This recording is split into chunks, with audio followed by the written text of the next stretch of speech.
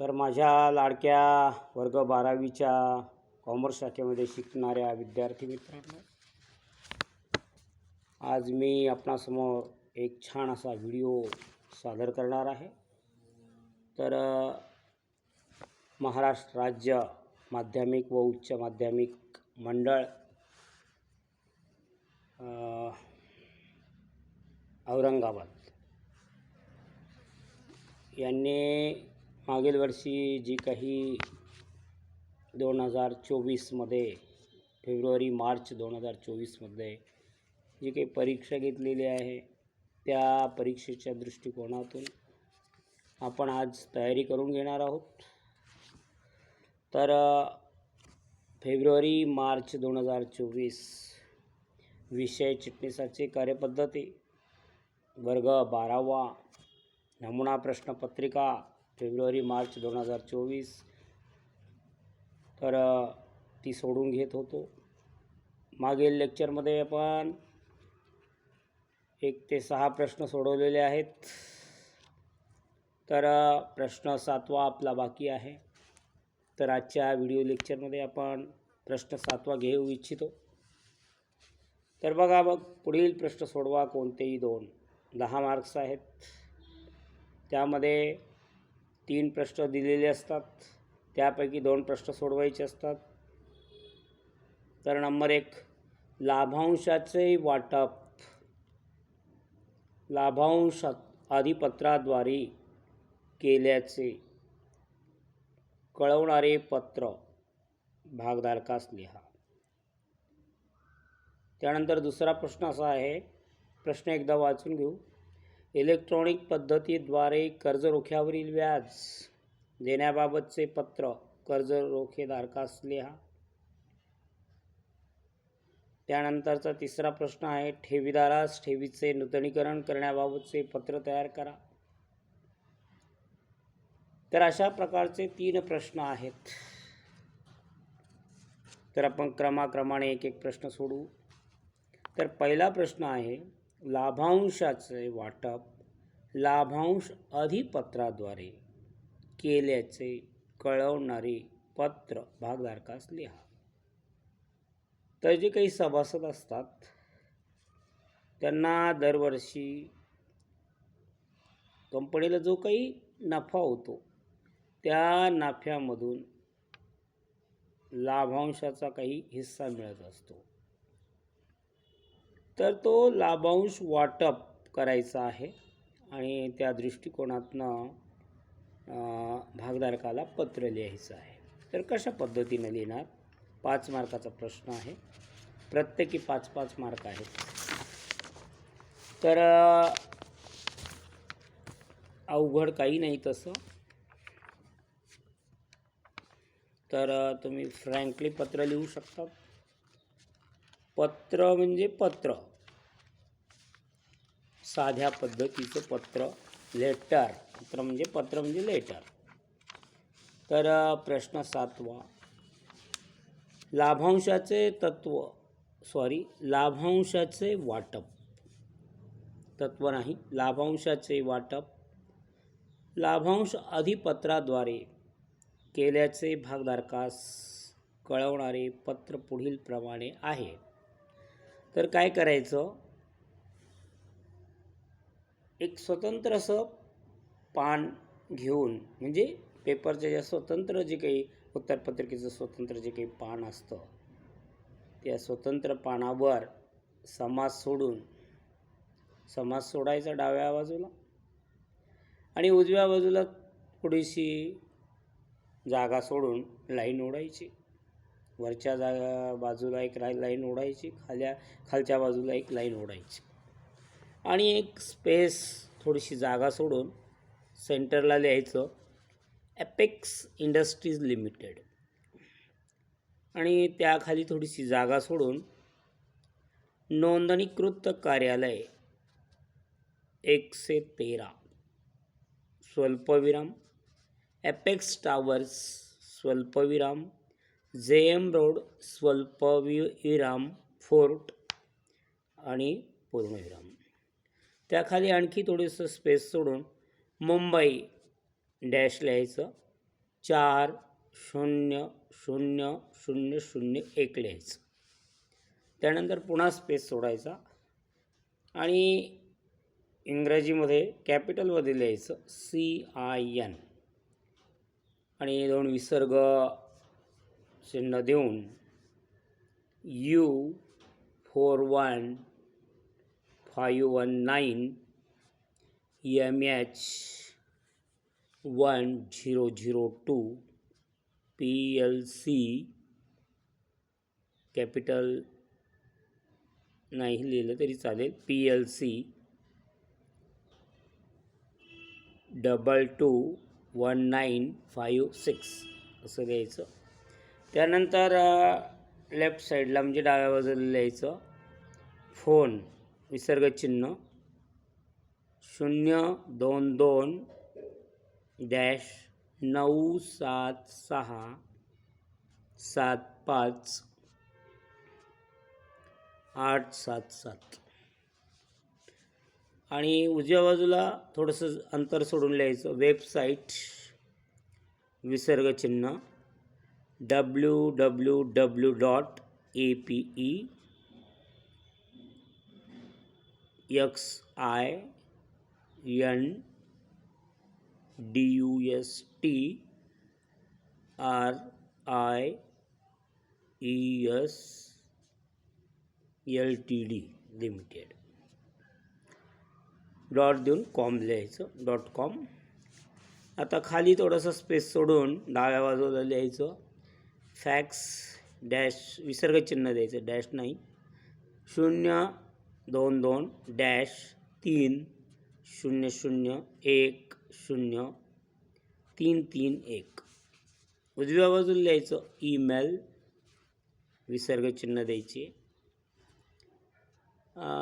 small APEXINDUSTRIES @ चिन्ह द्यायचं @gmail.com लिहायचं. त्यानंतर आता खालची ओळ पूर्ण लिहायची पण स्पेस सोडून लिहायची. संदर्भ क्रमांक आपण पत्र जसं लिहितो तसं लिहायचं. विसर्ग चिन्ह द्यायचं W मध्ये एक तिरपी रेष द्यायची LR पुन्हा डॅश देऊन N हे कॅपिटलमध्ये लिहायचं मात्र W तिरपी रेष कॅपिटलमध्ये L कॅपिटलमध्ये R डॅश कॅपिटलमध्ये N त्यानंतर तिरपी रेष देऊन 7 लिहायचं पुन्हा तिरपी रेष उभी मात्र तिरपी 24-25 इकडे लिहायचं दिनांक विसर्ग चिन्ह आणि 24 जून 2024 असं लिहायचं पूर्णविराम द्यायचा. आता खाली पत्ता लिहायचा थोडीशी 2 ओळीचा स्पेस सोडायचा आणि डाव्या बाजूला एका बाजूला घ्यायचं श्रीमती यमुना सुर्वे A105 स्वल्पविराम द्यायचा डेल्टा बंगला स्वल्पविराम द्यायचा PK मार्ग स्वल्पविराम द्यायचा वडाळा पूर्णविराम द्यायचा मुंबई डॅश द्यायचा 4000037 खाली नंतर मध्ये घ्यायचं सेंटरला म्हणजे डाव्या बाजूला सुद्धा थोडी जागा सोडायची आणि द्यायला सुरुवात करायची. विषय विसर्ग चिन्ह समहक्क भागावरील लाभांश वाटपाबाबत आणि त्या विषयाच्या खाली पूर्ण लाईन ओढायची. खाली त्याच्या खाली लिहायचं थोडंसं विषयाच्या खाली थोडीशी जागा सोडून कंसामध्ये लिहायचं रुपये पूर्ण नाही लिहिलं तरी ते रुपयाचं चिन्ह द्यायचं R काढायचं किंवा र काढायचं R नाही र मराठीमध्ये 10 दर्शनी मूल्य र काढून पुढे लिहायचं 10 दर्शनी मूल्य असलेले समहक्क भाग हे मात्र कंसात लिहायचं दोन्हीकडनं कंस बंद करायचा. महोदया खाली थोडीशी स्पेस सोडून सुरुवातीला सुद्धा स्पेस सोडून जसं आपण पत्र लिहितो तशा पद्धतीने महोदया स्वल्पविराम द्यायचा आणि मग पुन्हा स्पेस सोडायचा डाव्या बाजूला आणि लिहायचं संचालक मंडळाच्या सूचनेनुसार मी आपणास कळवू इच्छितो की स्वल्पविराम द्यायचा कंपनीची 21वी वार्षिक सर्वसाधारण सभा दिनांक 20 जून 2024 रोजी भरवण्यात आली होती पूर्णविराम. या सभेत संचालक मंडळाने 31 मार्च 2024 रोजी संपलेल्या आर्थिक वर्षासाठी मराठीमध्ये लिहायचं आरचं चिन्ह म्हणजे आर म्हणजे र 3.50 प्रमाणे म्हणजे 3 रुपये 50 पैसे प्रमाणे. पुन्हा लिहायचं मराठीमध्ये रचं चिन्ह र लिहून पुढे लिहायचं रुपये 10 दर्शनी मूल्य असलेल्या समहक्क भागांवर अंतिम लाभांश देण्याची केलेली शिफारस सर्व भागधारकांनी एकमताने मान्य केली आहे पूर्णविराम. खाली थोडीसं स्पेस सोडायचा म्हणजे पॅरेग्राफ आपण जसं पत्र लिहितो तशाच प्रकारचं. कंपनीने कंपनी कायदा स्वल्पविराम 2013 कलम 123 मधील तरतुदींचे पालन करून अंतिम लाभांश जाहीर केलेला आहे पूर्णविराम. आपल्या नावे असलेल्या समहक्क भागावरील लाभांश रकमेचा तपशील पुढील सारणीत दिला आहे. तर याला एक वेगळा बॉक्स करायचा एवढ्या लेटरला आणि खाली जी माहिती आहे त्याला एक वेगळा बॉक्स करा. वाटल्यास एक केला मोठा तरी चालेल. मात्र उत्तरपत्रिकेचं जे काही पान आहे पेज आहे ते छोटं असतं म्हणून हा भाग वेगळा झाला. आता खाली कॉलम करा 1 2 3 4 5 6 7 कॉलम करायचे आहे तक्त्या टाईप. तर 4 कॉलम वर करा वाटल्यास खाली 4 कॉलम 3 कॉलम करा राहिलेले. तर पहिल्या बॉक्समध्ये लिहा पहिल्या कॉलममध्ये नोंद वही पृष्ठ क्रमांक. दुसऱ्या कॉलममध्ये लिहायचं तक्त्यामध्ये धारण केलेल्या भागांची संख्या. त्यानंतर तिसऱ्या कॉलममध्ये म्हणजे तक्त्यामध्ये लिहायचं अनुक्रमांक. त्यामध्ये छोटे छोटे 2 भाग पडायचे पासून आणि पर्यंत. त्यानंतर चौथा कॉलम करायचा आणि त्याच्यामध्ये सुद्धा एक चौथा कॉलम म्हणजे तो एक तक्ता लाभांश आधी पत्र क्रमांक. त्यानंतर खाली तुम्ही तक्ते केलेले जागेअभावी असं गृहीत धरतो मी. 5वा कॉलम आहे किंवा तक्ता आहे ढोबळ लाभांश रक्कम. 6वा कॉलम किंवा तक्ता आहे आयकर कपात कंसात TDS. 7वा कॉलम आहे निव्वळ देय लाभांश रक्कम. आता लिहा पहिल्या तक्त्यापासून नोंद वही पृष्ठ क्रमांक CA 30 CA डॅश करून 30. त्यानंतर धारण केलेल्या भागांची संख्या खाली लिहायचं त्या तक्त्यामध्ये 200. अनुक्रमांक पासून लिहायचं 2451 पासून आणि पर्यंत 2650 पर्यंत असं लिहायचं. त्यानंतर 4 नंबर लाभांश अधिपत्र क्रमांक BD लिहायचं डॅश. त्यानंतर 9132 किंवा 9132 असं लिहायचं. त्यानंतर 5वा जो कॉलम आहे किंवा तक्ता आहे ढोबळ लाभांश रक्कम 700 लिहायचं. त्यानंतर 6वा कॉलम किंवा तक्त्यामध्ये लिहायचं आयकर कपात TDS निरंक NIL कॅपिटलमध्ये घ्यायचं कंसात NIL नील. TDS काय निरंक NIL कंसात कंस बंद करायचा. नंतर 7 नंबर निव्वळ देय, लाभांश रक्कम ₹700 द्यायचं मराठीमध्ये, आकड्यामध्ये मात्र अक्षरात नाही.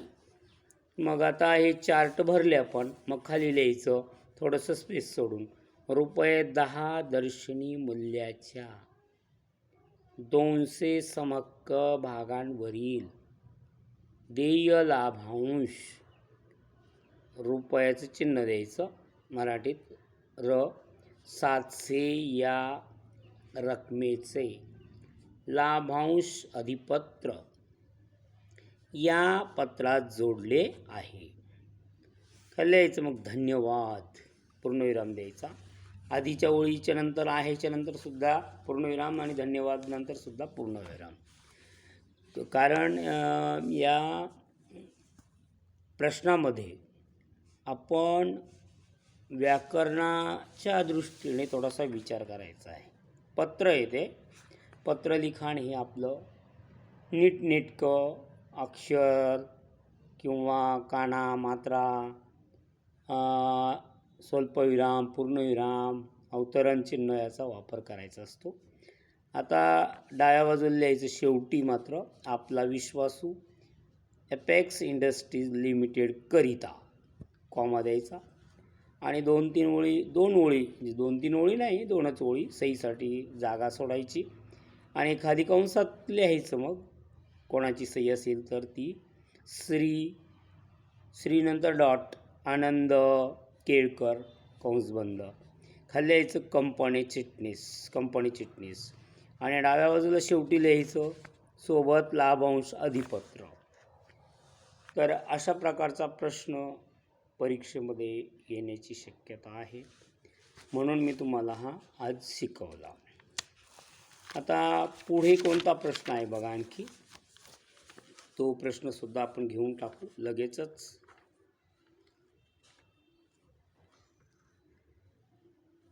तर प्रश्न दुसरा आहे, इलेक्ट्रॉनिक पद्धतीद्वारे कर्जरोख्यावरील व्याज देण्याबाबतचे पत्र कर्जरोखेधारकास लिहा. तर प्रश्न काय आहे पुन्हा समजून घ्या. इलेक्ट्रॉनिक पद्धतीद्वारे, कोणत्या पद्धतीद्वारे? इलेक्ट्रॉनिक पद्धतीद्वारे कर्जरोख्यावरील व्याज कोणतं? तर कर्जरोख्यावरील व्याज देण्याबाबतचं पत्र. काय लिहायचं आहे? कर्जरोख्यावरील व्याज देण्याबाबतचं पत्र कोणाला लिहायचं आहे? कर्जरोखेधारकास लिहायचं आहे. तर पत्राचा नमुना आपण आत्ताच शिकलो, थोडंसं वेगळा विषय असेल फक्त, तर लगेच आपण घेऊ,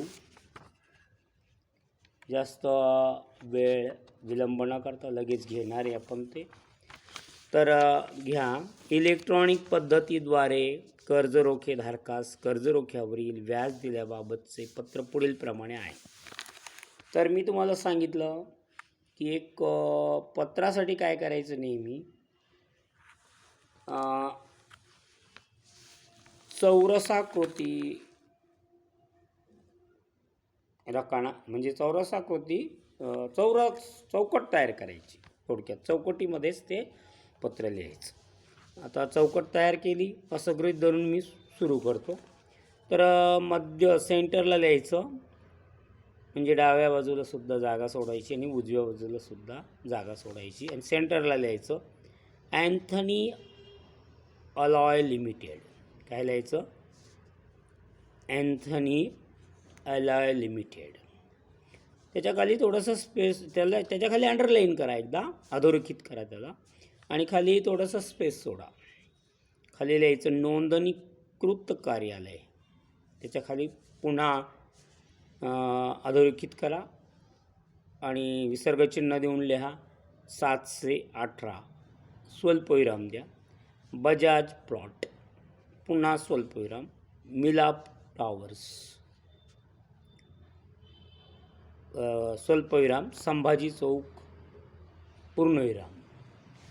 त्याखाली थोडीशी स्पेस सोडून सेंटरला लिहायचं पुणे डॅश द्यायचं 411-038. खाली स्पेस सोडून पहिल्या लिपीमध्ये लिहायचं, मात्र सेंटरला. डाव्या बाजूला पण जागा सोडायची, उजव्या बाजूला पण जागा सोडायची. कॅपिटलमध्ये लिहायचं CIN विसर्गचिन्ह द्यायचं, कॅपिटलमध्ये लिहायचं U755774, कॅपिटलमध्ये लिहायचं MH, एक मराठीत नाही लिहायचं, इंग्रजीत 1994 फिगरमध्ये लिहायचं 1994 म्हणजे 1994. आता कॅपिटलमध्येच लिहा वाटल्यास, कॅपिटलमध्येच आहे, PLC जवळजवळ लिहायचं, जागा वगैरे सोडायची नाही. आणि पुढे स्पेस सोडून लिहायचं 322167. त्यानंतर पुन्हा स्पेस सोडायचं, डाव्या बाजूला लिहायचं फोन विसर्गचिन्ह 02020107575. आता फोनच्या खाली, फोनच्या समोरच इकडच्या बाजूला डाव्या बाजूला लिहायचं, हे झालं डाव्या बाजूला. आता उजव्या बाजूला लिहायचं, वेबसाईट विसर्गचिन्ह द्यायचं www डॉट लिहायचा ANTHONYAYLTD.com कॉम म्हणजे COM. तर आता डाव्या बाजूला फोन लिहिलेला आहे तुम्ही, त्याखालीच लिहायचं फॅक्स विसर्गचिन्ह द्यायचं 020 डॅश द्यायचा 3209176556. आता डाव्या बाजूला वेबसाईट खाली लिहायचं E-mail विसर्गचिन्ह द्यायचं ANTHONY चिन्ह द्यायचं GMAIL मेल डॉट द्यायचा COM. आता खाली घ्यायचं पुन्हा, मात्र सेंटरला येईल असं संदर्भ क्रमांक. आपण जसं पत्र लिहितो ना तशाच पद्धतीनं मध्ये आलं पाहिजे. संदर्भ क्रमांक कॅपिटलमध्ये ए घ्यायचं, तिरपी मात्र उभी रेष ID, पुन्हा तिरपी मात्र उभी रेष 20, पुन्हा तिरपी मात्र उभी रेष 23-24. दिनांक टाकायचा, विसर्गचिन्ह 7 मार्च 2024, पूर्णविराम द्यायचं.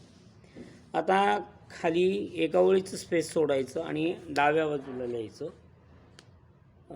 श्री अमोल धारीवाल, पूर्णविराम द्यायचा. त्याच्या खाली पुन्हा थोडीशी जागा नाही सोडली तरी चालेल, जागा नाही सोडायची. 211 स्वल्पविराम किंग्जवे अपार्टमेंट कॉमा द्यायचा, NS रोड कॉमा द्यायचा, पुणे डॅश देऊन 411038. आता सेंटरला विषय लिहायचा बघा, विसर्गचिन्ह देऊन कर्ज रोख्यावरील व्याज इलेक्ट्रॉनिक पद्धती. काय लिहायचं विषय सेंटरला आलं पाहिजे बरं का. डाव्या बाजूला थोडीशी जागा सोडायची, उजव्या बाजूला सुद्धा थोडीशी जागा सोडायची आणि सेंटरला लिहायचं विषय. आपण नेहमीप्रमाणे पत्र लिहितो तशा पद्धतीने स्पष्ट लिहायचं. विषय विसर्गचिन्ह म्हणजे 2 टिंब, कर्जरोख्यावरील व्याज इलेक्ट्रॉनिक पद्धती, आणि खाली अधोरेखित करायचं पूर्ण विषयाला.